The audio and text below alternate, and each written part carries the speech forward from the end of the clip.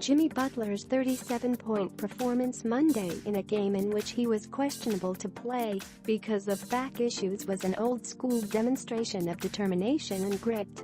When the story of the Wolves season is ultimately told, I have a feeling we will remember how Butler and Jamal Crawford absolutely willed the Wolves to a 1-point win over Portland, keeping Minnesota in the no.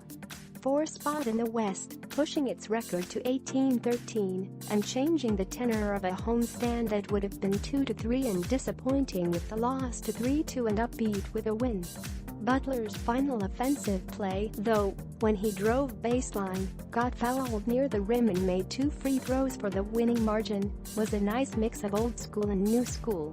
Conventional basketball wisdom says a drive to the basket in an end-of-game situation is better than a jump shot, because more good things can happen. As advanced stats have become more prevalent in the NBA, too, we've learned that the most efficient shots in the league, by far, are either three-pointers or shots at the rim. The least efficient shots, by contrast, are long two-pointers. The Timberwolves' offense this season has been somewhat of a paradox. They rank 5th in offensive rating per Basketball Reference, an estimate of points scored per 100 possessions at 111.6, and they're 9th in true shooting percentage, a weighted measure that factors two-pointers, three-pointers and free throws. But they also take, some would say settle for, a lot of inefficient two-point shots. Of the Wolves' attempted field goals this season, 73.2% have been from two-point range, the third highest percentage in the league. A full 28% of those have been from between 10 feet and the three-point line. And another 19% have been from between 3 and 10 feet. That means 53% of the Wolves' shots have been at the rim between 0 to 3 feet or three-point range. That's among the lowest percentages in the league. The Rockets, an extreme example, have attempted 82.8% of their field goals at the rim, or from three-point range. They also lead the NBA in offensive rating.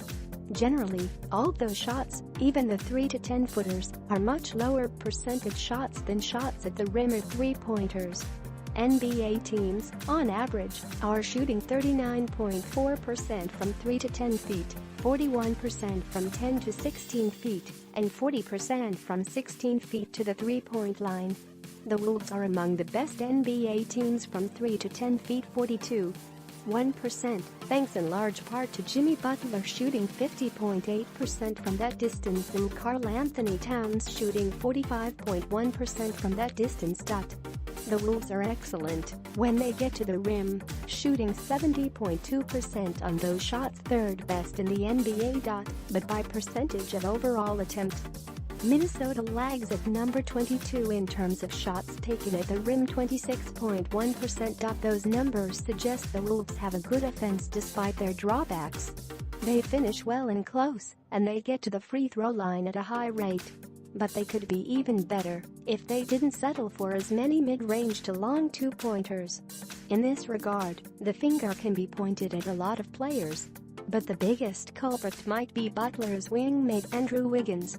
Wiggins entered play Monday having attempted just 22.8% of his overall field goal tries at the rim. Last year, his rate was 29.1%, and it was up over 30% each of his first 2 seasons in the league. Wiggins is attempting far more three-pointers as a percentage of his overall shots this year than last year, which is good in terms of his efficiency. But he's not making them at a high rate right now, and he's still often settling for jump shots even in isolation sets. Wiggins is too dangerous attacking the rim to settle for jumpers. Monday's game was a good example. Wiggins was 4-for-14 from the field. All 3 of his makes were at the rim with 1 miss, while the other was inside the paint.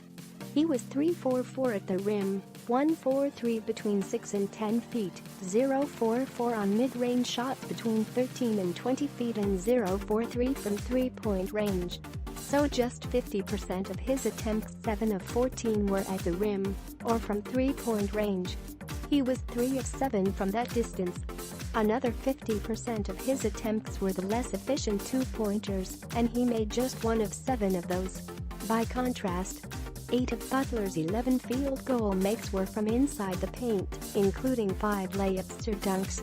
He also took some mid-range shots. Sometimes those shots are either open or inevitable and need to be taken based on the game situation, but Butler was far more aggressive attacking the basket. For the season, Butler has actually been less efficient than Wiggins in terms of shot selection. He entered Monday having attempted just 47.2 of his field goals at the rim, or from three-point range. But Butler, as noted above, is far above NBA league average from 3 to 10 feet. He banks in a lot of 4 to 5 footers that are virtually layups but don't count as true shots at the rim. Regardless, Butler was rewarded in the closing seconds Monday for his aggressiveness. He didn't get a basket at the rim, but he got the next best thing with a foul and 2 free throws.